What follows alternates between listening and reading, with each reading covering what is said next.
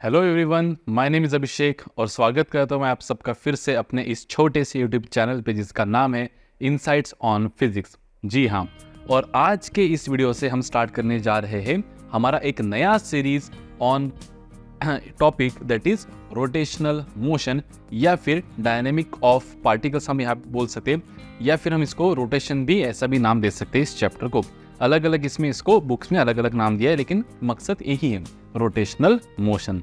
तो स्लो करते करते हमारे अभी लगभग आई गेस 10 चैप्टर्स की सीरीज कंप्लीट हो चुकी है, 9 चैप्टर्स की, और ये है हमारा 10th chapter that is rotational motion. इसके बाद रहेगा ग्रेविटेशन। काफ़ी बढ़िया सा चैप्टर है, काफ़ी इंटरेस्टिंग सा चैप्टर है। सर्कुलर मोशन में जितने भी हमने एंगुलर चीज़ें पढ़ी है, जैसे angular displacement, angular velocity, angular acceleration, उन सभी का भरपूर उपयोग इसमें होने वाला है।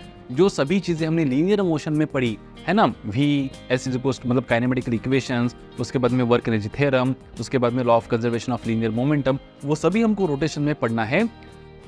Kinematical equation for circular motion मतलब रोटेशनल डायनेमिक्स, उसके बाद law of conservation of angular momentum, law of conservation of energy, वो सभी हमको यहाँ पे पढ़ना है। सभी चीज़ें।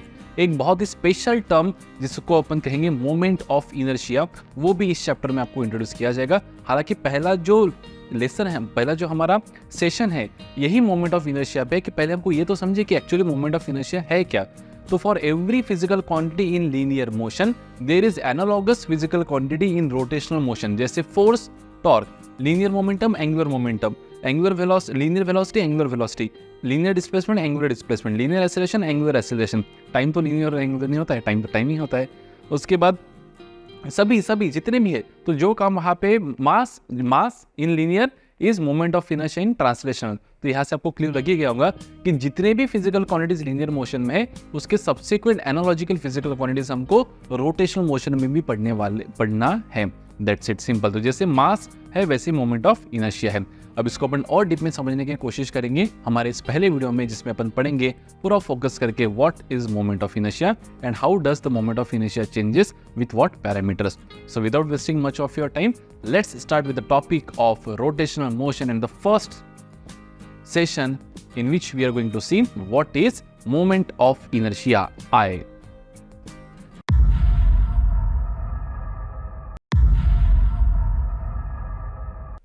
तो जल्दी से हेडिंग दे दीजिए सबसे पहले, रोटेशनल मोशन। अब रोटेशनल मोशन यानी क्या, देखिए एक पतली सी गैप है सर्कुलर मोशन और रोटेशनल मोशन के बीच में, एक पतली सी गैप है समझने के लिए, ठीक है। अब जैसे मान लो ये कोई एक स्फीयर है और ये है हमारा AOR। सर ये AOR क्या है, तो एक्सिस ऑफ रोटेशन।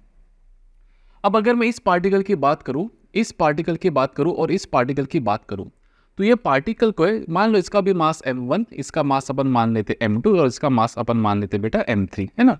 थोड़ा इधर बना देता हूं मैं। अब ये एक्सिस से कितनी दूरी पर है बेटा, ये दूरी पर है r1, परपेंडिकुलर डिस्टेंस r1, ये परपेंडिकुलर डिस्टेंस r2 और ये perpendicular distance r3, m1 m2 m3। अब जब ये ऑब्जेक्ट या फिर स्फीयर गोल गोल गोल घूमेगा about this axis of rotation, तो जो ऑब्जेक्ट रोटेट कर रहा है, लेकिन जो पॉइंट्स है, points, this particle it will perform circular motion in a circle of radius r1, this point will perform circular motion in a circle of radius r2 and this particle will perform circular motion in a circle of radius r3। इसको आप उदाहरण के तौर पर अर्थ के साथ भी समझ सकते हैं। जैसे ये होगी अर्थ, तो जो इंसान इक्वेटर पे, देखो अर्थ घूमने में कितना आवर्स लगता है बेटा, 24 आवर्स लगता है। तो 24 आवर्स में ये जो इंसान इक्वेटर पे है, ये पूरा सर्कुलर मोशन परफॉर्म करेगा, इतना बड़ा सर्कल का सर्कुलर मोशन परफॉर्म करेगा। ये जो पोल वाला है ये तो परफॉर्म ही नहीं करेगा। जो मान लो यहाँ पे कोई एंगल पे है 45 डिग्री पे, ऐसा मान लेते हैं अपन, ये वाला इस सर्कल में सर्कुलर मोशन परफॉर्म करेगा। तो जो पॉइंट ऑब्जेक्ट होता है, एज अ पॉइंट ऑब्जेक्ट, ये क्या परफॉर्म कर रहा है, सर्कुलर मोशन। पॉइंट ऑब्जेक्ट क्या परफॉर्म कर रहा है बेटा, सर्कुलर मोशन। लेकिन ऑब्जेक्ट एज अ होल क्या परफॉर्म कर रहा है, रोटेशनल मोशन। तो जब मैं बोलता हूं कि earth is performing circular motion around the sun, तो ये हो गया हमारा सन, और अर्थ उसके आजू बाजू में वैसे तो इलिप्टिकल कर रहा है, लेकिन मान लेते फिलहाल के लिए कैसा मोशन परफॉर्म कर रहा है बेटा, सर्कुलर मोशन परफॉर्म कर रहा है। कौन बेटा, अर्थ। तो अर्थ जो है ये सन के अलोंग कैसी मोशन परफॉर्म कर रहा है बेटा, सर्कुलर मोशन। अर्थ, क्योंकि अर्थ को हमने क्या कंसिडर कर दिया यहाँ पे, पॉइंट ऑब्जेक्ट। क्या कंसिडर कर दिया बेटा, पॉइंट ऑब्जेक्ट। कि भाई जो अर्थ है, जो एक पॉइंट ऑब्जेक्ट है जिसका मास कितना है, एक ही पॉइंट का मास कितना है 6 × 10⁻24 kg, इतनी भारी भरकम अर्थ जो है ये सन के अलोंग कौन सी मोशन परफॉर्म कर रही है बेटा, यहाँ पे सर्कुलर मोशन, क्योंकि हमने अर्थ को क्या ट्रीट किया, point object, circular motion.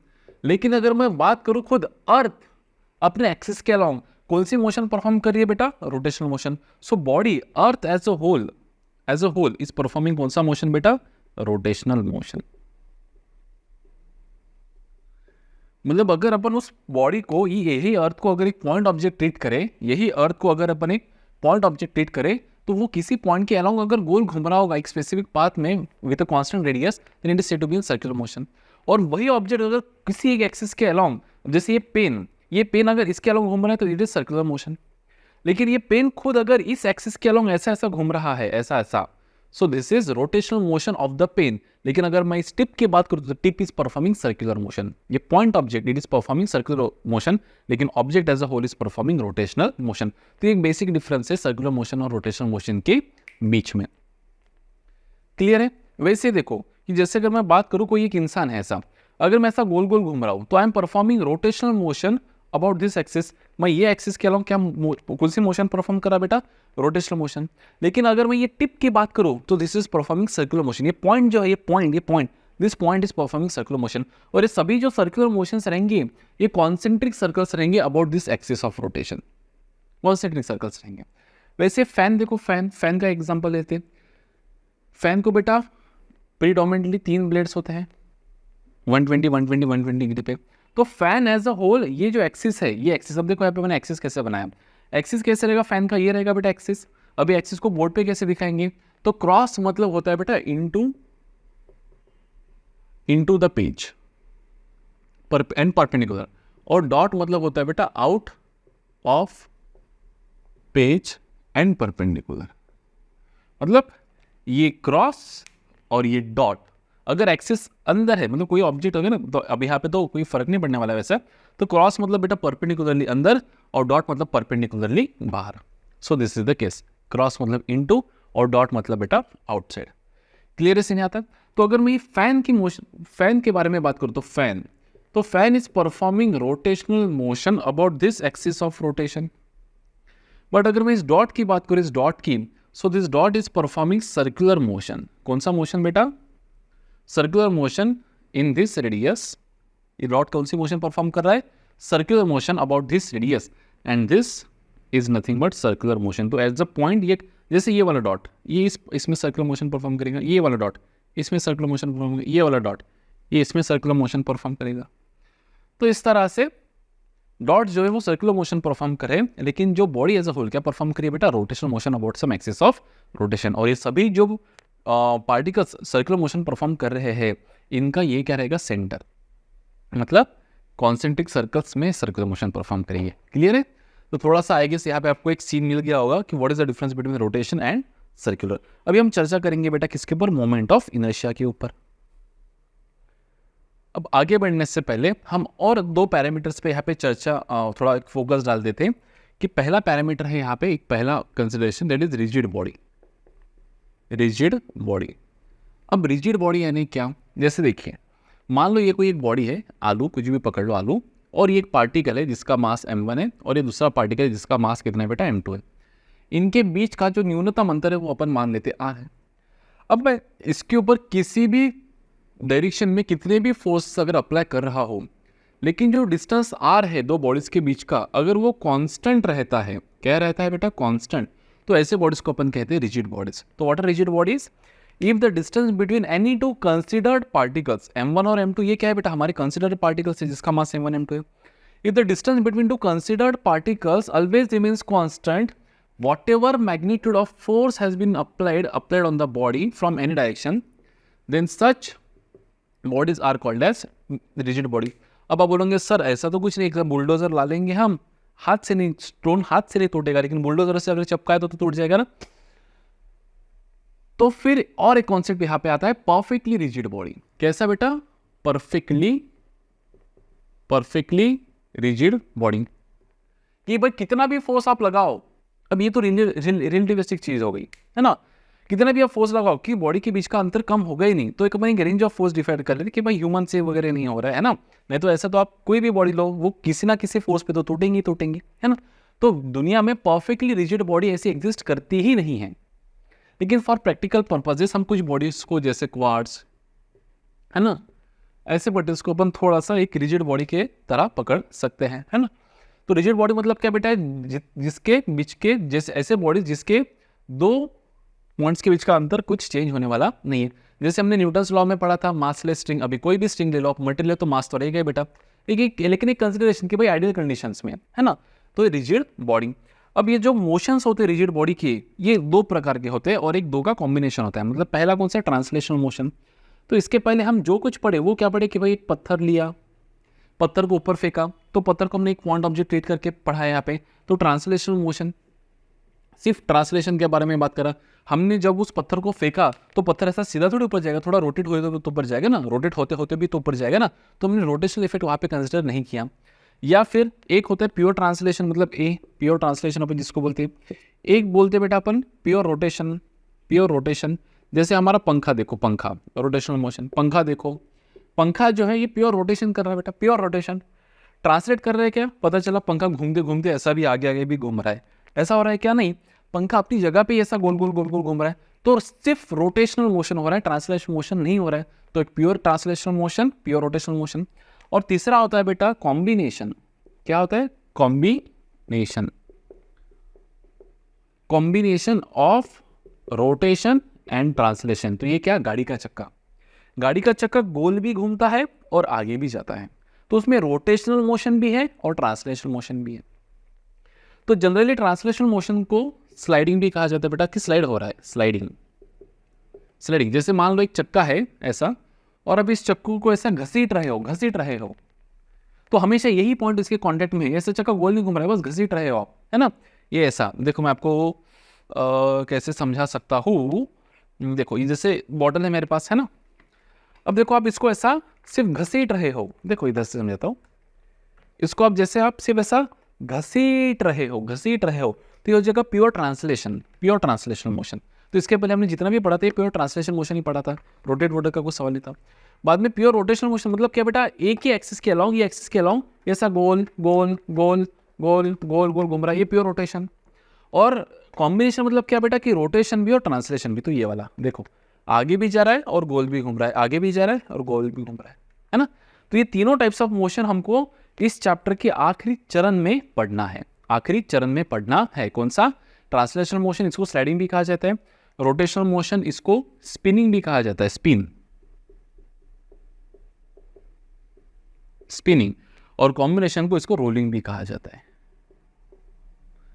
Sliding, spinning, rolling. ठीक है, तो हमको आखिरी चरण में पढ़ना है। तो ये हो गया एक चैप्टर का पूरा क्या, ओवरव्यू, कि रिजिड बॉडी मतलब क्या, ऐसी बॉडीज जिनकी दो पॉइंट्स के बीच का डिस्टेंस कितना भी आप फोर्स लगाओ तो चेंज होगा नहीं, असल में तो चेंज होगा ही होगा, लेकिन एक कंसिडरेबल फोर्स तक चेंज नहीं होता है। तो परफेक्टली रिजिड बॉडी मतलब पार्ट्स वैसे तो एग्जिस्ट करती नहीं है। और जनरली 3 टाइप्स ऑफ मोशन या फिर कॉम्बिनेशन हो सकता है रिजिड बॉडी के साथ। तो हम जितना भी अभी रोटेशनल मोशन में ऑब्जेक्ट्स को पढ़ेंगे, ये ट्रीट करके पढ़ेंगे कि जो ऑब्जेक्ट्स हम कंसिडर कर रहे हैं भाई साहब वो रिजिड है। कैसे है, रिजिड है, ये है, सख्त है एकदम, ठीक है, रिजिड। क्लियर है। चलो अभी आते हैं हमारे मेन मुद्दे पे, to study what is actually moment of inertia, कि मोमेंट ऑफ इनर्शिया मतलब क्या। तो मैं एक लाइन यहाँ पे लिख देता हूँ और उस लाइन को हम समझने की कोशिश करते हैं कि द रोल जो किरदार मास प्ले कर रहा है, मास इन ट्रांसलेशनल मोशन। जब मैं ट्रांसलेशनल मोशन बोल रहा हूं तो मेरा अर्थ है कि pure translation.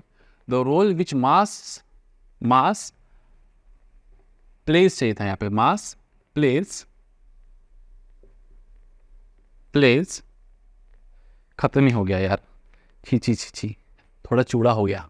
The role which mass plays, जो किरदार मास निभा रहा है, the role which mass plays, लिख लो आप जल्दी से, in translational motion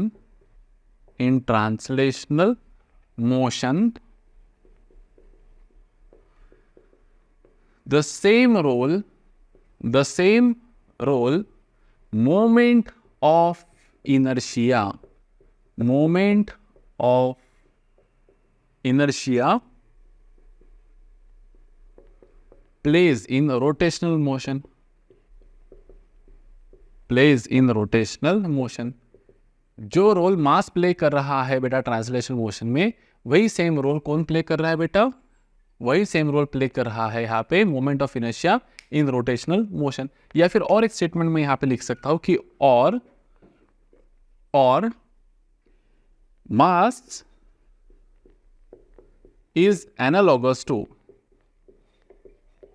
mass is analogous to क्या, moment of inertia, moment of inertia, है ना। अब देखो, तो बेसिकली हमको ये समझना पड़ेगा कि इनर्शिया मतलब क्या। तो इनर्शिया क्या है बेटा, अगर आपने न्यूटन्स लॉज ऑफ मोशन का लेसन सुना होगा, समझा होगा, तो उसमें इनर्शिया मतलब क्या कि it is a property of body by virtue of which it tries to oppose the change in state. कि जैसे मान लो अभी मैं रेस्ट में हूं और कोई आकर मुझे एकदम धक्का दे रहा है, तो मैं मोशन में ना आना चाहूंगा।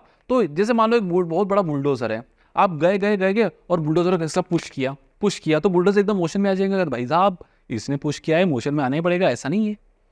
वो अपनी तरफ से कुछ एक रेजिस्टेंस देगा।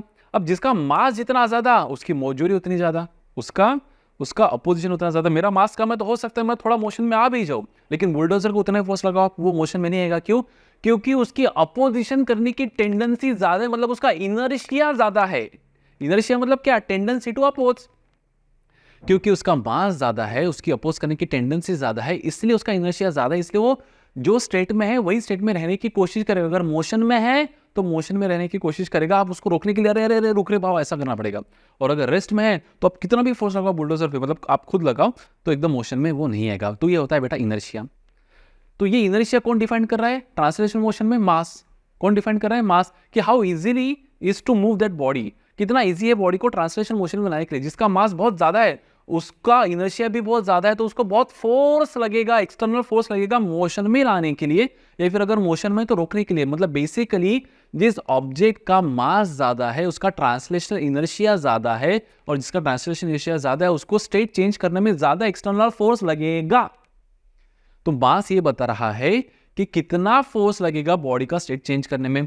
वैसे यहां पे वही काम कौन करेगा बेटा? Moment of inertia. ये बताएगा कि बॉडी को रोटेट करने में कितना ज्यादा टॉर्क लगेगा, फोर्स नहीं लगेगा। बॉडी को अगर ट्रांसलेशनल मोशन में लाना है तो एक्सटर्नल अनबैलेंस फोर्स लगता है, लेकिन अगर बॉडी को रोटेट करवाना है तो टॉर्क लगता है। टॉर्क, दरवाजा हम खोलते हैं ना, टॉर्क। बॉटल अपन ओपन करते हैं ना, torque. Seesaw, torque. Beam balance, torque. Torque है क्या? टॉर्क। यहां से चौथा वीडियो है टॉर्क। तो टॉर्क फिलहाल हमको समझना नहीं, बस इतना समझ लेना है कि जैसे कोई भी ऑब्जेक्ट का लीनियर स्टेट चेंज करने में, ट्रांसलेशन मोशन में लाने के लिए या फिर ट्रांसलेशन मोशन रोकने के लिए, स्टेट चेंज करने के लिए एक्सटर्नल अनबैलेंस फोर्स की जरूरत होती है। और ये कितना एक्सटर्नल अनबैलेंस फोर्स लगेगा ये बताता है कि उसके ऊपर मास कितना है, उसका इनर्शिया कितना है, उसका मास कितना है, ये बताता है। वैसे ही कोई भी ऑब्जेक्ट को रोटेट करने के लिए कितना एक्सटर्नल अनबैलेंस टॉर्क लगेगा। जो काम वहां पे फोर्स कर रहा है वो काम यहां पे टॉर्क कर रहा है, तो कितना एक्सटर्नल अनबैलेंस टॉर्क लगेगा ये बताने का काम करता है बेटा मोमेंट ऑफ इनर्शिया। मतलब इसकी जो मुजोरी है, किसकी रोटेशनल मोशन की मुजोरी, इनर्शिया, ये कौन बताएगा? Moment of inertia. और ट्रांसलेशन मोशन में जो मुजोरी बताएगा वो कौन बताएगा बेटा? मास बताएगा। तो अभी हमको यहाँ पे पढ़ना है what is moment of inertia. तो बेसिकली मोमेंट ऑफ इनर्शिया क्या होता है, मोमेंट ऑफ इनर्शिया निकालते कैसे मैं आपको बताता हूं। तो अपन एक डेरिवेशन से यहाँ पे अपन समझने की कोशिश करेंगे how to calculate moment of inertia. तो देखो ध्यान दो, बहुत बढ़िया डेरिवेशन है, मजा आएगा आपको। देखो ध्यान दो, एक आलू पकड़ लेते हैं और ये पकड़ लेते हैं बेटा हमारा एक्सिस ऑफ रोटेशन। कि भाई ये जो आलू है ये कांस्टेंट ओमेगा से घूम रहा है, कांस्टेंट ओमेगा। तो ऐसे झटके नहीं आ रहे इसको, ऐसा नहीं, कांस्टेंट ओमेगा से आलू घूम रहा है। हम कुछ एक पॉइंट से यहाँ पे कंसिडर कर लेते हैं कि यहाँ पे ये एक पॉइंट पकड़ लेते हैं, ये दूसरा पॉइंट पकड़ लेते हैं, एक तीसरा पॉइंट पकड़ लेते हैं, और एक यहाँ पे चौथा पॉइंट पकड़ लेते हैं। क्लियर है? 4 पॉइंट्स पकड़ लेंगे अपन यहाँ पे। तो इसका मास कितना है बेटा? m1। इसका मास कितना है बेटा? बोलो m2। इसका मास बोलो कितना है बेटा? m3। और ऐसे कितने पकड़ेंगे? तो लास्ट में पकड़ लेंगे mn। तो इसका perpendicular distance from axis of rotation r1, इसका perpendicular distance from axis of rotation r2, इसका perpendicular distance from axis of rotation r3, और इसका perpendicular distance from axis of rotation कितना है बेटा, rn। ऐसा पकड़ लेते हैं। अब ध्यान दो, अगर ये आलू घूम रहा है, आलू अगर ये घूम रहा है, तो हर mass m1 m2 m3 m4 up to mn, ये हर मास अपने अपने रेडियस में सर्कुलर मोशन परफॉर्म कर रहा है ना, with constant angular velocity omega. अरे ये आलू देखो ना ऐसा घूम रहा है, तो ये पार्टिकल ये पार्टिकल ये पार्टिकल, ये सबका ओमेगा कैसा है, सेम है। सबका ओमेगा कैसा है, सेम है। देखो हर कोई अपने अपने सर्कल में उतना ही एंगुलर वेलोसिटी से सर्कुलर मोशन परफॉर्म कर रहा है। हाँ, लेकिन आर अलग है, हर किसी का v अलग रहेगा। कौन सा, लीनियर वेलोसिटी। क्यों? क्योंकि हर किसी का r अलग है, क्योंकि v is to r omega, ये अपने सर्कुलर मोशन में पढ़ा था। तो अपन सबसे पहले क्या कर लेते हैं कि सबसे पहले अपन ये लिख लेते हैं कि यहाँ पे एक डेरिवेशन में अपन लिखेंगे कि let m1 m2 m3 m4 up to mn be the mass of n number of particles, जिससे पूरी बॉडी बनी है, and let the distance of mass m1 m2 m3 up to mn be perpendicular distance be r1 r2 r3 up to rn from the axis of rotation.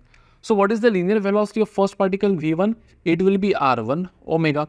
What will be linear velocity of second particle? It will be r2 omega. What will be the linear velocity of third particle? It will be r3 omega. Up to vn is equals to क्या लिखेंगे बेटा, rn omega. So these are velocities of all the particles, and all these particles are performing circular motion in a concentric circle. तो क्या मैं ये कह सकता हूँ कि काइनेटिक एनर्जी पहले पार्टिकल की ke1 क्या लिखूंगा मैं यहाँ पे, half m1 v1 square, half mv square. तो क्या मैं यहाँ पे लिख सकता हूँ कि हाफ m1 तो m1 है बेटा, what is v1 square, it is r1 square omega square. Clear है, r1 स्क्वायर ओमेगा स्क्वायर। वैसे क्या लिखूंगा मैं यहाँ पे, kinetic energy of second particle, it is half m2 v2 square. तो यहाँ पे लिखेंगे अपन हाफ m2 इंटू v2 का स्क्वायर, मतलब क्या बेटा कि r2 का स्क्वायर ओमेगा स्क्वायर। वैसे काइनेटिक एनर्जी ऑफ, नीचे है क्या जगह यहाँ पे, इसमें लिख रहा है क्या, ठीक है। वैसे यहाँ पे लिख देते कि kinetic energy of third particle क्या लिखेंगे अपन, हाफ है ना m3 v3 स्क्वायर, मतलब ये बेटा half m3 r3 square omega square. अब इतना लिखते लिखते थक गए, इसलिए लिख देंगे कि kinetic energy of nth particle क्या हो जाएगा बेटा, यहाँ पे हाफ है ना mn vn स्क्वायर, मतलब यहाँ पे लिख देंगे कि half mn rn square omega square. हो गया, सबकी काइनेटिक एनर्जी लिख दिया। अब क्योंकि kinetic energy is a scalar quantity, kinetic energy is कौन सी क्वांटिटी है बेटा, ये स्केलर क्वांटिटी है। कौन सी क्वांटिटी है, स्केलर क्वांटिटी। तो इसका वेक्टर एडिशन नहीं होगा। तो what is total translational kinetic energy of the system, अब ट्रांसलेट तो हो रहा है, ऑब्जेक्ट ट्रांसलेट हो रहा है कि बेटा, नहीं। तो कैसा हो रहा है, ऑब्जेक्ट रोटेट हो रहा है। सो what will be total rotational kinetic energy of the system, क्या हो जाएगा बेटा, total rotational kinetic energy of the system is nothing but addition of kinetic energy of all the particles kn तक, बराबर। तो what will be the total rotational kinetic energy, देखो ध्यान दो, half m1 r1 square omega square plus half m2 r2 square omega square up to so on. अगर मैं यहाँ से कुछ कॉमन, इसको मैं थोड़ा मिटा देता हूँ यहाँ पे, ठीक है, ये तो आप लिख भी सकते हो, बाद में लिख भी लिया आपने, की जरूरत नहीं फिलहाल यहाँ पे। तो अगर मैं यहाँ पे कुछ कॉमन लेना चाहूंगा तो क्या कॉमन मिलेगा मुझे, देखो half omega square common, bracket में क्या बचेगा, देखो m1 r1 square plus m2 r2 square up to mn rn square. So what will be kinetic energy in rotational, it will be half omega square. अब ये जो term है इसको मैं क्या लिख सकता हूँ, देखो ध्यान दो, इसको मैं लिख दूंगा बेटा कि ये सम है, किसका सम है, it is summation of all the masses and square of their distance from the axis of rotation. सभी m का, मतलब अगर आप मास पहला ले रहे तो उसी का ही परपेंडिकुलर डिस्टेंस का स्क्वायर उसके साथ मल्टीप्लाई करो, और ऐसे सभी मासेस और उनके स्क्वायर ऑफ परपेंडिकुलर डिस्टेंस का क्या करो, एडिशन करो। इस शब्दों को आप अच्छे से समझो, ये बेसिकली है क्या, ये समेशन है। समेशन किसका समेशन है, दो चीजों के प्रोडक्ट का। कौन से दो चीजों को प्रोडक्ट का, मास और उस मास का एक्सिस ऑफ रोटेशन से परपेंडिकुलर डिस्टेंस का स्क्वायर, का स्क्वायर, उसका क्या है बेटा, ये एडिशन है। तो मैं यहाँ पे लिख दूंगा बेटा कि के आर, अब इसको कुछ तो भी स्पेशल नाम देना पड़ेगा, इसलिए मैं यहाँ पे लिख देता हूँ कि हाफ, इसको मैं यहाँ पे लिख देता हूँ कि हाफ ओमेगा स्क्वायर आई, और इसको अगर मैं थोड़ा ऐसे लिखूँ कि हाफ आई ओमेगा स्क्वायर, ये हो जाएगा हमारा kinetic energy of the body in rotation, kinetic energy of the body in rotation. अगर मैं इसी चीज को, क्योंकि यहाँ पे बॉडी प्योरली रोटेट हो रही है, आगे जा रही है क्या, आलू ऐसा झूमो झूमो ऐसा जा रहा है क्या, नहीं, आलू जगह पे ही झूम रहा है, बराबर है। तो इसका हमको क्या निकालना है, हमने कौन सा एनर्जी निकाला बेटा, काइनेटिक एनर्जी इन रोटेशन। अगर मैं इसको कंपेयर करूं काइनेटिक एनर्जी इन ट्रांसलेशन से तो क्या फॉर्मूला होता है, हाफ एम वी स्क्वेयर। अब अगर मैं इसको और इसको कंपेयर करूं तो हाफ की जगह तो हाफ ही है बेटा। यहां पे ट्रांसलेशन काइनेटिक एनर्जी में जो जगह मास को दिया गया है वही जगह किसको दिया गया है बेटा, आई को। इसलिए मैंने यहां पे क्या लिखा कि mass is analogous to moment of inertia, या फिर the role which mass plays in translation motion the same role moment of inertia plays in rotation motion. तो आय है क्या, ये अभी तक समझा, कैसे निकालना वो यहां से समझा, लेकिन और मैं आपको समझाने की कोशिश करता हूं। तो यहां तक समझ में आ गया। और जो यहाँ पे लीनियर टर्म है, कौन सी, वेलोसिटी, लीनियर वेलोसिटी, तो यहाँ पे कौन सी वेलोसिटी, एंगुलर वेलोसिटी, क्योंकि मैंने आपको पहले ही कहा था every linear term will be converted into angular term. Half, अब हाफ का तो लीनियर एंगुलर होता नहीं है, टाइम का लीनियर एंगुलर होता नहीं है ना, तो बस मास का क्या हो जाएगा, मोमेंट ऑफ इनर्शिया। जो काम यहाँ पे वेलोसिटी करिए वो काम यहाँ पे कौन करिए, एंगुलर वेलोसिटी, खत्म। इसलिए मैं यहाँ पे लिख रहा हूं कि moment of inertia, moment of inertia के दो डेफिनेशंस अपन यहां पे लिखेंगे, क्या कि इट मेजर्स, ये ट्रांसलेशन इनर्शिया देता है मास, कौन सा इनर्शिया बताता है, translation inertia. It measures the rotational inertia, rotational मुझोरी, ROTATIO, rotational inertia of the body performing circular motion, क्या नहीं sir, of the body performing rotational motion. ये तो हो गया एक डेफिनेशन। और एक दूसरा कि मोमेंट ऑफ इनर्शिया को और अपन कैसे डिफाइन कर सकते हैं, जिससे अपन उसको कैलकुलेट भी कर सकते हैं, एक कैलकुलेशन बेस्ड डेफिनेशन, जिससे force is rate of change of momentum और force is product of mass into acceleration. तो मास इनटू एक्सेलरेशन ये कैलकुलेटेड डेफिनेशन होगी और पहला एक डेफिनेशन होगी। तो मोमेंट ऑफ इनर्शिया को अपन कैसे डिफाइन कर सकते हैं बेटा, कि it is moment of inertia, it is defined as the sum of, किसका सम बेटा, सम किसका सम करना है हमको, सम किसके बेटा, दो फिजिकल क्वांटिटीज के प्रोडक्ट्स के। It is sum of product of, किसका प्रोडक्ट बेटा, प्रोडक्ट ऑफ मास, मास और किसका प्रोडक्ट है, डिस्टेंस का प्रोडक्ट है, नहीं सर, ये प्रोडक्ट है मास का और स्क्वायर ऑफ डिस्टेंस का। So it is defined as the sum of, किसके सम्स करने हमको, ऐसे लोगों के सम करने जो प्रोडक्ट है, देखो है ना, ऐसे लिख सकते हैं अपन, आई क्या है बेसिकली हमारा M1 R1 स्क्वायर प्लस क्या लिखेंगे M2 R2 square, up to क्या लिखेंगे बेटा यहाँ पे MN RN स्क्वायर। तो ये क्या है बेटा, मोमेंट ऑफ इनर्शिया क्या है, सम है, किसका सम है, मास का और उस मास के स्क्वायर ऑफ परपेंडिकुलर डिस्टेंस का। So it is defined as the sum of product of mass and the square of perpendicular distance, perpendicular and the square of perpendicular distance of that mass from the axis of rotation. It is defined as the sum of product of mass and the square of perpendicular distance of that mass from the axis of rotation. तो वो मास और उसी मास का perpendicular distance के square, ऐसा सभी का क्या है, ये एडिशन क्या है, moment of inertia. It defines the rotation, हो गया, आप इसे मेजर कर सकते हो अभी, this is the moment of inertia. अब मोमेंट ऑफ इनर्शिया ये दो चीजों का होता है, मतलब दो टाइप्स ऑफ बॉडीज का होता है। एक होता है बेटा डिस्क्रीट सिस्टम और एक होता है बेटा कॉन्टिन्यूस। तो अपन दोनों का निकालेंगे यहाँ पे, इसके दोनों का भी निकालेंगे। पहले अपन डिस्क्रीट सिस्टम का चर्चा करते हैं ताकि हमको एक फील आ जाए कि मोमेंट ऑफ इनर्शिया निकाला कैसे जाता है, फिर अपन कॉन्टिन्यूस सिस्टम का भी मोमेंट ऑफ इनर्शिया यहाँ पे निकालने की कोशिश करेंगे। ठीक है, चलिए लिख लो एकदम फास्ट में, एकदम फुल स्पीड से लिख लो। चलो चर्चा को आगे बढ़ाते हुए अभी अपन मोमेंट ऑफ इनर्शिया को और गहराई से समझने की कोशिश करते हैं। ठीक है, तो जैसे अपन एक डिस्क्रीट सिस्टम ले लेंगे, डिस्क्रीट सिस्टम मतलब मिक्रोलिनियर पार्टिकल सिस्टम, कंटिन्यूस वाली नहीं ले लेंगे। जिससे मान लो ये एक्सिस ऑफ रोटेशन हो गया हमारा एक कोई, ठीक है, और मैं यहाँ पे एक पार्टिकल रखता हूँ जिसका मास हम ले लेंगे यहाँ पे 2 kg जो है 2 मीटर पे, और यहाँ पे एक 2 kg ले लेंगे जो है 4 मीटर पे, और एक इधर ले लेंगे, ठीक है। ये भी ले लेते अपन 4 kg जो है 3 मीटर पे, ठीक है। ऐसा एक पार्टिकल सिस्टम हमने ले लिया। अब आपको कहा जाएगा कि भाई इसका मोमेंट ऑफ इनर्शिया निकालो। तो क्या है moment of inertia? It is summation of mass and square of perpendicular distance of mass from the axis of rotation.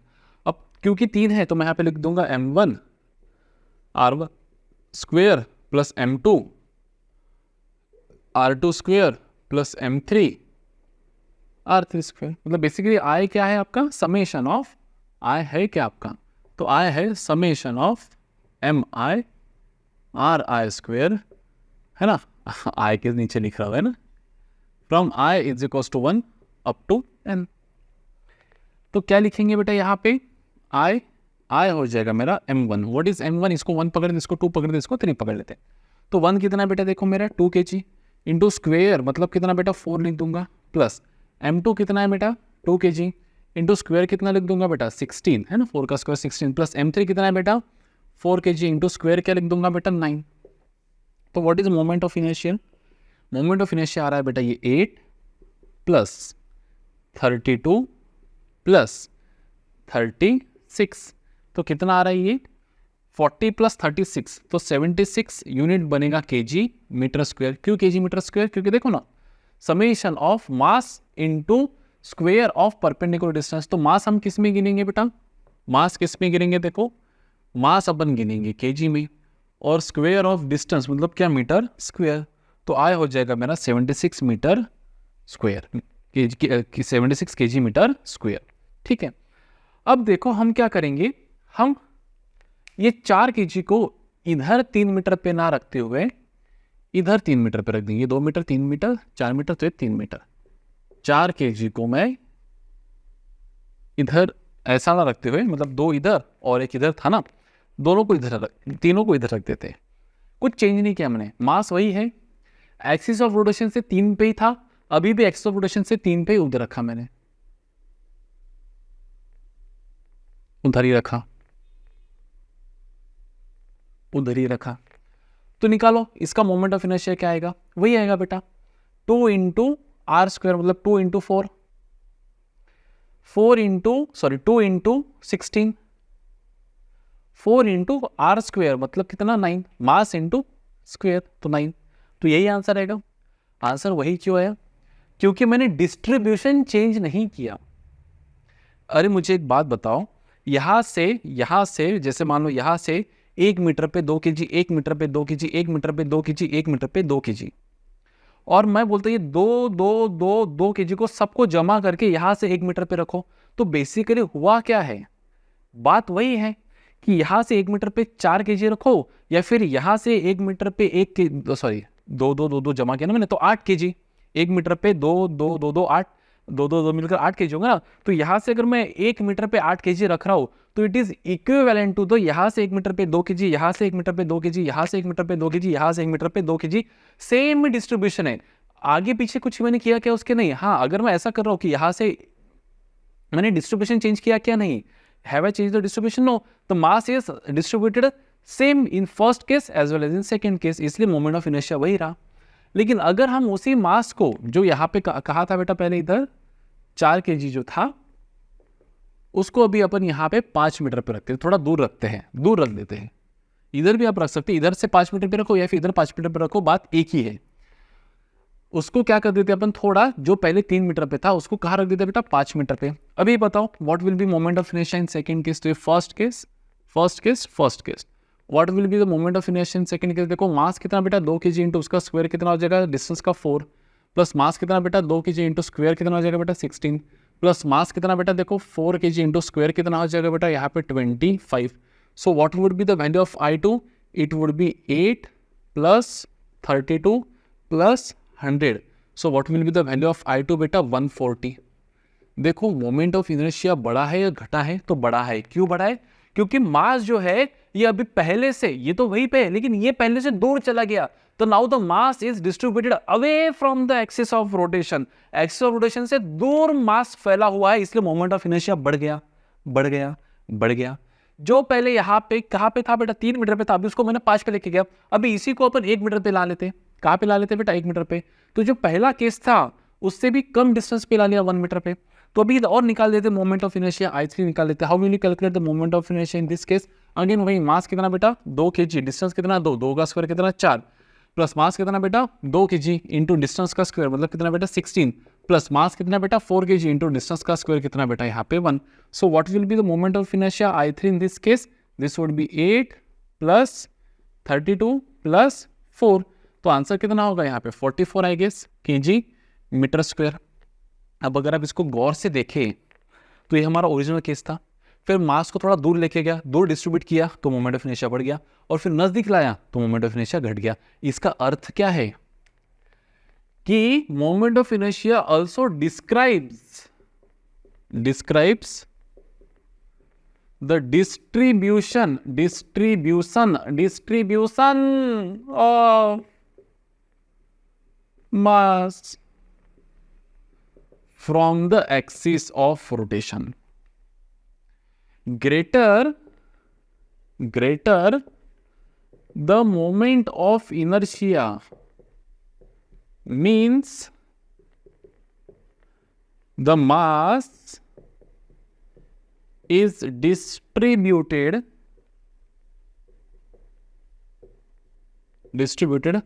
away from the axis of rotation and less the moment of inertia means the mass is distributed close to the axis of rotation. Moment of inertia की value ज्यादा है, इसका अर्थ ये क्या है कि मास वही है लेकिन जो डिस्ट्रीब्यूशन है एक्सिस ऑफ रोटेशन से वो कैसे दूर दूर है भाई साहब, है ना। मतलब अगर आपने मास वही रखे 2 2 4, मैंने मास वही रखा है, बस मैंने मासेस को कभी नजदीक लिया कभी दूर लिया एक्सिस ऑफ रोटेशन से, तो क्या चेंज हो गया मोमेंट ऑफ इनर्शिया।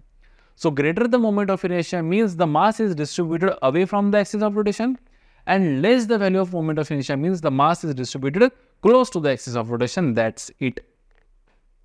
तो ऐसे नहीं कि सिर्फ डिस्ट्रीब्यूशन पे डिपेंड करता है, वैल्यू ऑफ मास पे भी डिपेंड करता है, लेकिन अपन यहाँ पे मासेस चेंज नहीं किए थे, तो दोनों फैक्टर्स पे डिपेंड करता है कि मास कितना है और कहाँ है, कितना दूर डिस्ट्रीब्यूटेड है from the axis of rotation. मतलब बेसिक ये है कि describes the distribution of mass from the axis of rotation या फिर along the axis of rotation. अब मोमेंट ऑफ इनर्शिया किन किन फैक्टर्स पे डिपेंड करता है? देखो पहला कौन से फैक्टर पे डिपेंड करते हैं कि depends upon distribution of mass. दूसरा डिपेंड करता है बेटा कि location of axis of rotation. तीसरा size and shape of object पे भी डिपेंड करता है। और चौथा डिपेंड करता है कि ओरिएंटेशन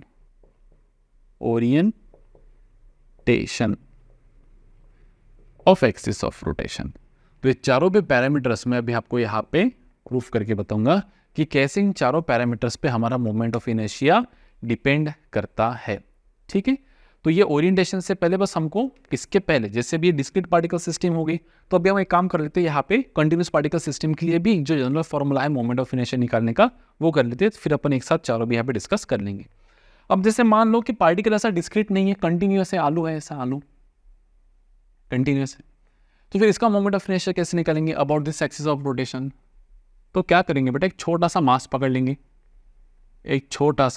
पकड़ लेंगे, जिसका नाम देंगे अपन dm। ये यहाँ से मान लेते डिस्टेंस r पे है, यहाँ से डिस्टेंस कहाँ पे बेटा r पे है। तो ये छोटे से dm का जो डिस्टेंस r पे है, छोटा सा मोमेंट ऑफ इनर्शिया क्या होगा di, है ना, छोटा सा di। I क्या होता है mr², तो r² m लिख देता हूँ मैं, r² m क्या है हमारा dm। तो ये तो हो गया बेटा एक छोटे से मास का। ऐसे हमको हर छोटे छोटे मास का वजह से मोमेंट ऑफ इनर्शिया निकालना है। तो what will be total moment of inertia I? It would be integration of all such di's, मतलब basically integration of r² dm from limits कुछ तो तो मोमेंट ऑफ इनर्शिया का फॉर्मूला क्या हो जाएगा बेटा, it is R square dm for which system, this is for continuous system. और ये किसके लिए है बेटा, ये वाला formula, this is for discrete system. खत्म, सीधी बात, नो बकवास, क्लियर है। ऐसे बहुत सारे डीएम होंगे ना, यहाँ पे डीएम होगा, यहाँ पे डीएम होगा, यहाँ पे डीएम होगा, तो from R is equal to 0 से आर इज इक्वल टू जहाँ कुछ होगा आर तक डीएम डीएम डीएम है। अब हमेशा आर ही नहीं रहेगा, कुछ अलग अलग रहेगा, तो उस हिसाब से आपको यहाँ पे निकालना पड़ेगा, है ना। अब आपको डिस्ट्रीब्यूशन कैसा भी हो सकता है, लीनियर डिस्ट्रीब्यूशन हो सकता है, एरियल हो सकता है, या फिर वॉल्यूमेट्रिक हो सकता है। ये तीनों भी हम पहले ही पढ़ चुके हैं, किस में बताओ, सेंटर ऑफ मास में, है ना। तो क्या लिखेंगे अपन यहाँ पे, लैम्बडा को अपन लिख सकते हैं क्या बेटा, dm बाई dx, या फिर मास बाय लेंथ। सिग्मा को क्या लिख सकते बेटा, dm बाई a dA, या फिर मास अपॉन एरिया। और रो को क्या लिख सकते बेटा, dm बाई dv, वॉल्यूमेट्रिक, या फिर मास अपॉन वॉल्यूम। लैम्बडा का यूनिट kg पर मीटर, इसका यूनिट kg पर मीटर स्क्वायर, और इसका यूनिट kg पर मीटर क्यूब। ये अपन सब पढ़ चुके हैं, इसलिए इसको अपन ज़्यादातर भी फोकस करेंगे नहीं। चलिए ये एक एक पैरामीटर्स पे अभी अपन चर्चा करते हैं। ओके, तो अभी हम चर्चा करेंगे पॉइंट्स जिसके ऊपर मोमेंट ऑफ इनर्शिया डिपेंडेंट है उसके ऊपर। तो सबसे पहला जो पॉइंट है that is distribution of mass along the axis of rotation. तो लिख देते हैं यहाँ पे जल्दी से कि distribution of mass along axis of rotation. ठीक है, ये तो अभी हमने इसके पहले देख लिया था, लेकिन वापस एक बार देख लेते। तो यहाँ पे हम ये एक एक्सिस ऑफ रोटेशन ले लेंगे बेटा, AOR। यहाँ पे एक मास हम लिख देते हैं 2 kg का 2 मीटर पे, और एक मास लिख देते यहाँ पे 2 kg का ही 2 मीटर पे ही। ठीक है, तो इस केस में मोमेंट ऑफ इनर्शिया क्या हो जाएगा, इसको m1 पकड़ लेते, तो m1 इंटू r1 स्क्वायर 2 का स्क्वायर, प्लस m2 भी 2 इंटू r2 का स्क्वायर। तो ये 24 नहीं, 8 + 8 कितना हो जाएगा बेटा, 16। तो moment of inertia in first case हो जाएगा बेटा मेरा 16 kg मीटर स्क्वायर। दूसरा मैं क्या करता हूँ, एक्सिस ऑफ रोटेशन वही रख देता हूँ, मासेस भी वही रख देता हूँ, बस पहले से थोड़ा दूर लेके जाता हूँ। ये 2 kg यहाँ पे और वापस से 2 kg यहाँ पे। अभी इनको लेके जाता हूँ मैं थोड़ा 4-4 मीटर पे, कहाँ 4-4 मीटर पे। तो क्या लिखेंगे बेटा यहाँ पे I2, it is mass that is 2 kg into axis of distance of axis of rotation मतलब 4 का square m1 r1 square, plus लिखेंगे m2 इंटू r2 स्क्वायर। तो ये हो जाएगा बेटा मेरा I2 हो जाएगा बेटा ये 32 कितना हो जाएगा 64 kg मीटर स्क्वायर। तो देखो हम यहाँ पे बोल सकते हैं कि हमारा I2 is greater than I1। I because the same masses 2 kg which were earlierly distributed over 2 meter are now placed at 4 meter। तो the moment of inertia becomes more when the distribution of mass moves away from the axis of rotation। वही अगर आप इसको 1-1 metre पे ले लें, है ना, यहाँ पे एक तीसरा डायग्राम और बना देंगे अपन फास्ट में लगे, तो एक्सिस ऑफ रोटेशन लिख देते हैं। वापस ये 2 kg का लिख लेते हैं 1 मीटर पे, और 2 kg का लिख लेते हैं यहाँ पे वापस से कितना मीटर पे, 1 मीटर पे। तो इस केस में I3 अपन लिखेंगे I3 that is mass 2 into 1 का square that is 1, plus 2 into 1 का square that is 1।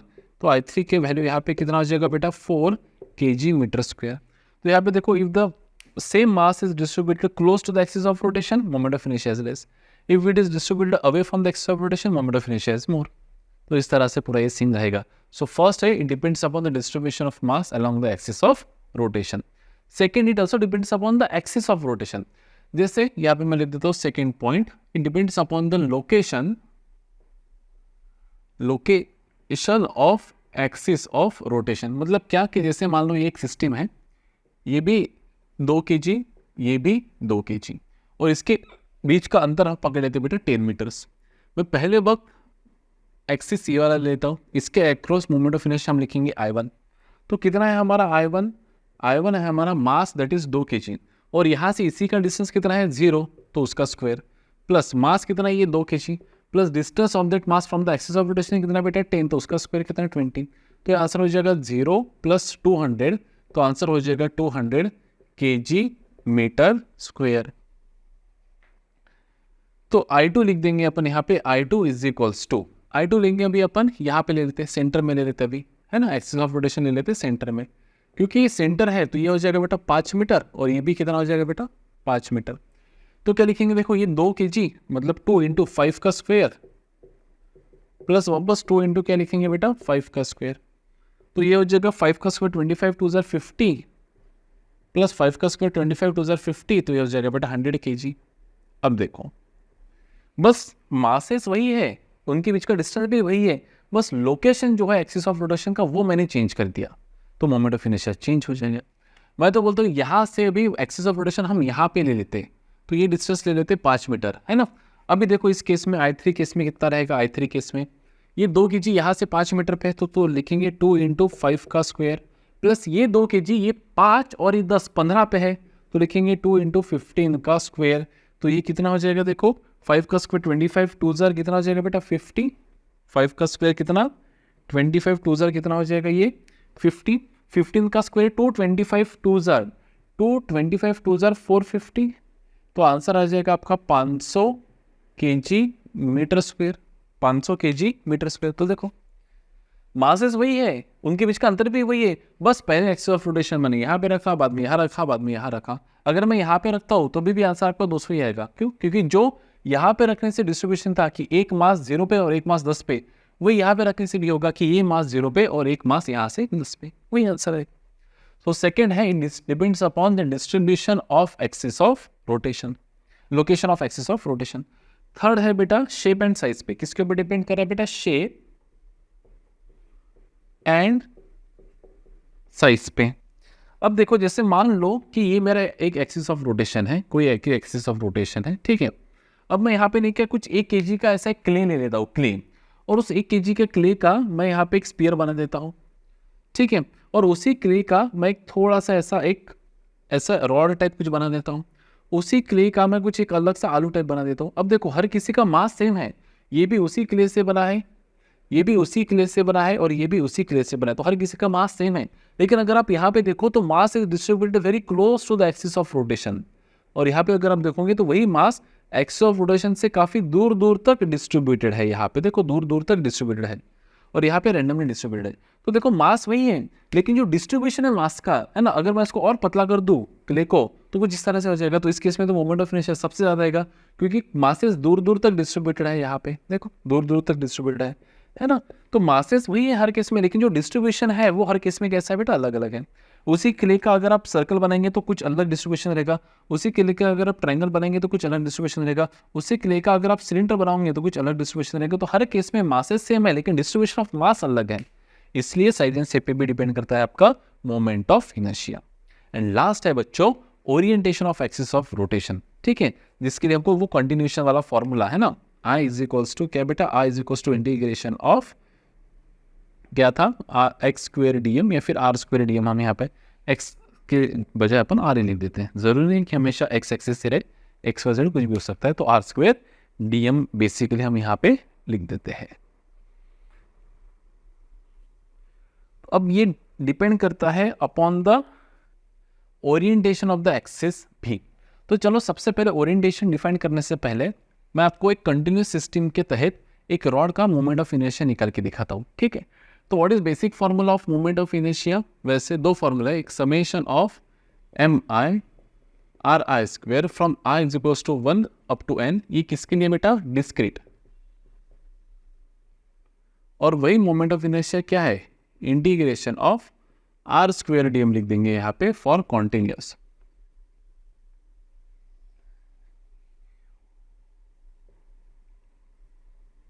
For continuous system, ये डिस्क्रीट सिस्टम और ये कॉन्टिन्यूस सिस्टम, ठीक है।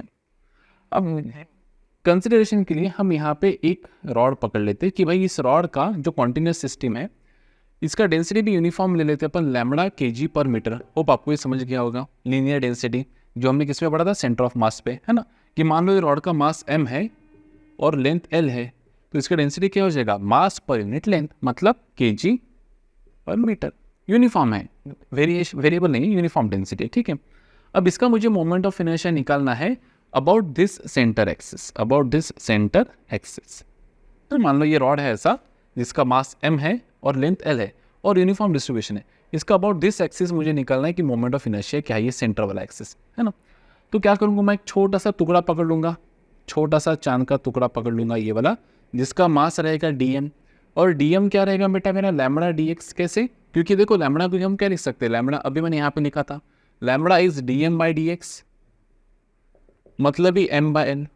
तो dm को बेसिकली मैं क्या लिख सकता हूँ बेटा, लैम्बडा dx, लैम्बडा dx खत्म। तो क्या लिखेंगे अपन यहाँ पे, देखो एक छोटा सा मैंने यहाँ पे टुकड़ा पकड़ लिया ऑफ मास ऑफ, जिसका लेंथ कितना है बेटा dx, जिसका लेंथ कितना है dx, तो उसका मास कितना हो जाएगा लैम्बडा dx। और ये जो है ये डिस्टेंस यहाँ पे x पे है, कितने डिस्टेंस पे, एक्सिस ऑफ रोटेशन से, एक्सिस ऑफ रोटेशन से डिस्टेंस कितने पे बेटा, x पे है। आई हैव कंसिडर, मैंने एक छोटा सा मास dm पकड़ लिया जो कि एक्सिस ऑफ रोटेशन से डिस्टेंस x पे है, जिसका मास dm है और लेंथ कितना है इस सेगमेंट का dx, तो dm क्या हो जाएगा बेटा मेरा, lambda dx। So what will be moment of inertia, I का फॉर्मूला क्या हो जाएगा, इट इज इंटीग्रेशन ऑफ, क्या लिखेंगे बेटा, अब आर स्क्वायर नहीं लिखूंगा मैं, एक्स स्क्वायर लिखूंगा। क्यों, आर हम कब लिखेंगे, जब एक्स वाई जेड एक्सिस है, तो यहाँ पे एक ही एक्सिस है बेटा, तो सीधा सीधा क्या लिख देता हूँ, एक्स स्क्वायर डी एम। तो लिखेंगे I is equals to integration of X square D M, क्या है मेरा लैम्बडा डी एक्स, और लिमिट्स क्या है, देखो लिमिट्स अगर आप गौर से देखें तो ये रॉड की लेंथ कितनी है, एल, तो एक्सिस ऑफ रोटेशन से इसका लेंथ, इसका एक्स कोऑर्डिनेट क्या हो जाएगा बेटा, l/2, और इसका क्या हो जाएगा माइनस l/2। अरे ये रॉड है ना आपका, ये क्या है आपका रॉड है। अगर ये x इक्वल्स टू 0 है और ये पूरे रॉड का लेंथ अगर कितना है, l है, तो ये x का लिमिट क्या हो जाएगा बेटा, l/2, और ये x का लिमिट क्या हो जाएगा बेटा, माइनस l/2। तो वही तो मैं लिख रहा हूँ, फ्रॉम कहाँ से, l माइनस l/2 से, माइनस l/2 से कहाँ तक, l/2 तक। चलो इसको सॉल्व कर लेते हैं, ठीक है, इसको सॉल्व कर लेते हैं। तो क्या हो जाएगा, ये लैम्बडा हो जाएगा आपका constant. What is integration of X square, it is x cube by 3। तो कहाँ से, माइनस l/2 से l/2 तक। तो what will be moment of inertia, I क्या हो जाएगा, देखो लैम्बडा बाय 3 को अपन ले लेते कॉमन, ब्रैकेट में क्या बचेगा, एक्स क्यूब, ब्रैकेट में क्या बचेगा आपका, देखो एक्स का क्यूब, फ्रॉम माइनस l/2 से l/2। तो ये हो जाएगा बेटा लैम्बडा बाय 3, इसका क्या हो जाएगा, देखो अभी l क्यूब, मतलब ये हो जाएगा l cube by 8 minus of minus l cube by 8, ठीक है। तो i क्या हो जाएगा, देखिए i it would be lambda by 3 in bracket क्या हो जाएगा बेटा, l cube by 8 plus l cube by 8। So this will be lambda l cube by, तो ये हो जाएगा लैम्बडा बाय 3 वैसे के वैसा, और l क्यूब बाय मतलब 2l क्यूब बाय 8, तो l क्यूब बाय 4, तो सीधा सीधा लिख देता हूँ मैं यहाँ पे 4। और लैम्बडा क्या है हमारा, लैम्बडा मास पर यूनिट लेंथ, तो ये ml क्यूब है ना, मास पर यूनिट लेंथ, तो ये 12l, एक l से एक l cancel. So what is movement of inertia of this rod about the axis passing through centre of mass, ml square by 12। So this is moment of inertia of a, moment of inertia of a uniform uniform rod of lambda kg पर metre, lambda kg पर metre कितना है, ml square by 12, ml square by 12। ये हमको बाद में वैसे निकालना भी है, हमको इस ये एक्सिस के अलोंग, फिर ये एक्सिस के अलोंग, फिर ये एक्सिस के अलोंग, इन सभी एक्सिस के अलोंग मोमेंट ऑफ इनर्शिया निकालना है। तो ये अपन पैरेलल और परपेंडिकुलर एक्सिस थ्योरम से भी निकाल सकते हैं, जो इजी है। फिलहाल हम वो नहीं पढ़ रहे, फिलहाल हम ये निकाल रहे कि how to calculate the moment of inertia of a continuous system, ठीक है। तो ये समझ में आ गया आपको कि कैसे निकाला जाता है। अभी हम क्या करेंगे, इसी एक्सिस को थोड़ा तिरछा कर देंगे, है ना, या फिर ये ऑब्जेक्ट को ही तिरछा कर देंगे, ठीक है। देखो ध्यान दो, अभी भी हम क्या करेंगे, इसका moment of inertia along the axis passing through centre of mass ही निकालेंगे, लेकिन रॉड को थोड़ा तिरछा कर देंगे। अभी भी ये रॉड वही है जिसका मास कितना है बेटा m, जिसका लेंथ कितना है l, बस मैंने उसको क्या कर दिया, थोड़ा तिरछा कर दिया, बस उसको मैंने क्या कर दिया, थोड़ा तिरछा कर दिया। So this becomes your axis of rotation, खत्म। इसको मैंने क्या कर दिया, थोड़ा तिरछा कर दिया। अब सीन देखो क्या रहेगा, अभी भी इसका लेंथ l ही है, लेकिन अभी होगा क्या कि जो मास आप कंसिडर करोगे यहाँ पे, थोड़ा मैं थोड़ा डायग्राम अलग बना देता हूँ, यहाँ पे थोड़ा सा डायग्राम बड़ी चाहिए थी ना, तो कंफ्यूज हो जाएगा आपको, खिचड़ हो जाएंगे नहीं तो वहाँ पे, ठीक है। ठीक है, रॉड वही है ना, आपको लगेगा बड़ा है, नहीं, रॉड वही है, ठीक है। And this is your axis of rotation, ये आपका एक्सिस ऑफ क्या हो जाएगा बेटा, रोटेशन, ठीक है। अब हम क्या करेंगे, देखो वापस हमको वही रॉड जिसका मास m है, लेंथ l है, उसका वही एक्सिस जो सेंटर से जा रहा है उसके अलोंग मोमेंट ऑफ इनर्शिया निकालना है। बस अभी रॉड थोड़ा कैसा है आपका, तिरछा है। रॉड कैसा है, थोड़ा आपका तिरछा है। तो मान लो इसका जो एंगल है वो थीटा है बेटा, कितना है एंगल, थीटा। अब देखो हम वापस एक छोटा सा एलिमेंट पकड़ लेंगे जिसका लेंथ कितना है, dx, है ना, जो कि सेंटर से, अब देखो हम जो डिस्टेंस गिनते हैं मास का, वो परपेंडिकुलर डिस्टेंस गिनते हैं फ्रॉम एक्सिस ऑफ रोटेशन। तो आप ये डिस्टेंस नहीं ले सकते अभी, क्योंकि this is not the perpendicular distance of the mass from the axis of rotation, this is incline distance. ये डिस्टेंस है perpendicular distance from the axis of rotation. तो इसको अपन पकड़ लेंगे कि भाई साहब ये जो परपेंडिकुलर डिस्टेंस है, ये जो कुछ होगा, जैसे मान लो अगर ये पहले तो ये dm कितना हो जाएगा हमारे, देखो dm, ये dm हो जाएगा लैम्बडा dx, और फॉर्मूला क्या बनेगा हमारा, I is equals to integration of, लिखेंगे एक्स स्क्वेयर dm। अब देखो ध्यान दो, ये जो x है ये कितना है, ये अभी हमको निकालना है, ये x की वैल्यू क्या है वो अभी हमको निकालना है। अब मुझे एक बात बताइए कि जैसे मान लो यहाँ से, मैं तो बोलता हूँ कि परपेंडिकुलर डिस्टेंस को अपन यहाँ पे लिख देते r, क्या लिख देते, ये परपेंडिकुलर डिस्टेंस को अपन क्या लिख देते बेटा, यहाँ पे r, ये r मान लेते, यहाँ से ये डिस्टेंस हम मान लेते बेटा x, क्या मान लेते x। तो अगर आप इस ट्रायंगल को गौर से देखें, इस ट्रायंगल को आप गौर से देखें, तो क्या मैं ये कह सकता हूँ बेटा कि ये एंगल थीटा है, ये मेरा कितना है बेटा r है, और ये मेरा कितना है x है। तो मुझे चाहिए एडजेसेंट और मुझे पता है हाइपोटेनियस, तो क्या मैं ये लिख सकता हूँ बेटा कि cos theta is adjacent upon hypotenuse, नहीं कॉस नहीं सर, साइन, ये तो साइन का अपोजिट हो गया ना, अपोजिट हो गया ना। तो मैं यहाँ लिखूंगा बेटा कि sine theta is nothing but क्या, r बाय एक्स। तो r को मैं क्या लिख सकता हूँ बेटा यहाँ पे x साइन थीटा, r को मैं क्या लिख सकता हूँ यहाँ पे बेटा x साइन थीटा, हो गया। तो परपेंडिकुलर डिस्टेंस क्या हो जाएगा बेटा मेरा, परपेंडिकुलर डिस्टेंस हो जाएगा बेटा यहाँ पे x square sine square theta, और dm को मैं लिखूंगा lambda dx, lambda dx, dm को लिख सकता हूँ मैं लैम्बडा dx। और लिमिट्स कहाँ बेटा, x के लिमिट्स कहाँ से है, x के लिमिट्स यहाँ से l/2 और ये -l/2, तो वापस वही लिमिट्स बेटा -l/2 से कहाँ तक, l/2 तक।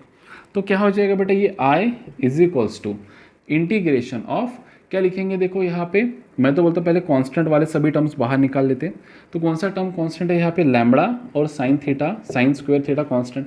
इंटीग्रेशन ऑफ एक्स स्क्वायर क्या होगा बेटा, x³ 3, लिमिट्स फ्रॉम -l/2 से क्या बेटा, l/2, है ना।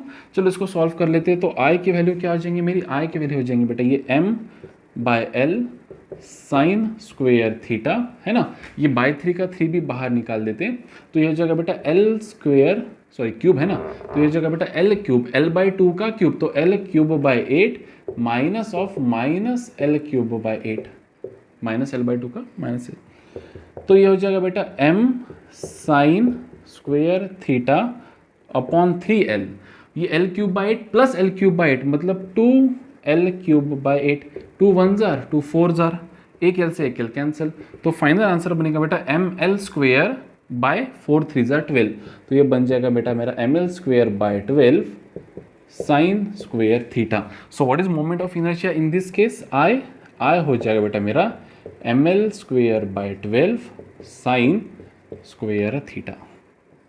तो देखो वही रॉड, ये रॉड अगर इस एक्सिस से आप निकालोगे तो ml स्क्वेयर बाय 12, और अगर आपने थोड़ा तिरछा कर दिया, एक्सिस वही रखे, मास भी वही, लेंथ भी वही, तो ml square by 12 sine square theta, where theta is the angle made by the axis and ये वाला वर्टिकल, ये साइन स्क्वेयर थीटा। तो इस तरह से सीन है। तो इट ऑल्सो डिपेंड्स अपॉन किसके ऊपर, orientation of the axis of rotation. मैंने यहाँ पे कहीं तो भी ऊपर लिखना चाहिए, orientation, orientation of axis of rotation पे भी मोमेंट ऑफ इनर्शिया आपका डिपेंड करता है कि आपने एक्सिस ऑफ रोटेशन कैसा रखा है, उस लिहाज से। क्लियर है। So this was all about what is actually the moment of inertia, how to calculate the moment of inertia of the discrete mass system, how to calculate the moment of inertia of continuous mass system, on what factor does moment of inertia depends, distribution, shape and size, axis of location of axis of rotation and distribution orientation of axis of rotation। तो जितना भी basic moment of inertia क्या होता है, वो कैसे निकाला जाता है डिस्क्रीट और कंटिन्यूस का, वो हमने ये वीडियो में, बड़े वीडियो में देखने की यहाँ पे पूरी कोशिश किया है। अगले इसमें हम कुछ देखेंगे how to calculate moment of inertia of some, मतलब कुछ एग्जांपल्स लेंगे अपन कि डिफरेंट बॉडीज के मोमेंट ऑफ इनर्शिया निकालने की हम वहाँ पे कोशिश करेंगे। और बाद में हम पढ़ेंगे बेटा पैरेलल और परपेंडिकुलर एक्सिस थ्योरम, जिसके तहत अगर आपको किसी भी बॉडी का moment of inertia centre of मास से जाने वाले एक्सिस के अगेंस्ट पता हो, जैसे ये बॉडी का सेंटर ऑफ मास क्या है, ये है रॉड का, तो अगर आपको सेंटर ऑफ मास से जाने वाले एक्सिस के अलोंग मोमेंट ऑफ इनर्शिया पता है किसी भी बॉडी का, तो फिर किसी भी एक्सिस के अलोंग, ये एक्सिस के अलोंग, ये एक्सिस के अलोंग, ये एक्सिस के अलोंग, ये एक्सिस के अलोंग, ये एक्सिस के अलोंग मोमेंट ऑफ इनर्शिया निकाल सकते हो पैरेलल और परपेंडिकुलर एक्सिस थ्योरम से, जिससे हमारा काम बहुत इजी हो जाएगा। तो पहले अपन कुछ न्यूमेरिकल्स लेंगे ये दोनों इसके ऊपर, और बाद में फिर अपन पैरेलल और परपेंडिकुलर एक्सिस थ्योरम से बाकी सभी जो हमारे ऑब्जेक्ट्स हैं उनके मोमेंट ऑफ इनर्शिया निकालने की कोशिश करेंगे। सो आई होप ये वीडियो थोड़ा सा बड़ा हुआ होगा, लेकिन ज़रूरत थी इसकी, तो सॉरी फॉर दैट, बट आपके फ़ायदे के लिए ये था। अगले इसमें हम देखेंगे कुछ न्यूमेरिकल्स और पैरेलल और परपेंडिकुलर एक्सिस थ्योरम। तब तक आपको क्या करना है, वही पढ़ते रहिए और अपने लक्ष्य की ओर आगे बढ़ते रहिए, नोट्स निकालते रहिए। मिलते हैं अगले इसमें, बाय।